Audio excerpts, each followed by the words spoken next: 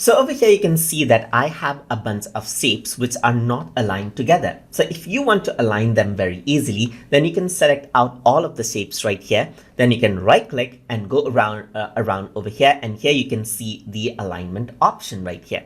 Another thing that you can do is go around into arrange, and you can see the alignment option over here as well. So if I were to click on next, it takes the leftmost object as the reference and aligns everything to the left, as you can see right here. Let me just redistribute it by clicking and dragging this right here, and I'm going to select out everything again.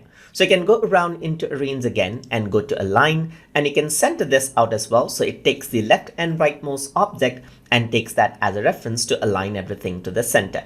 Similarly, you can go around over here into arrange, and you can align it to the rightmost area right here. Let me just undo this and go to arrange right here. Similarly, you can go around, align everything to the top right here. Let me just press Ctrl Z. You can go around, align everything out onto the middle right here, or you can align everything out over here vertically to bottom as well. And that is how you can work around with the alignment option inside of Google Drawings. So hope you guys learned something as always. And as always, please like, comment, share, and subscribe.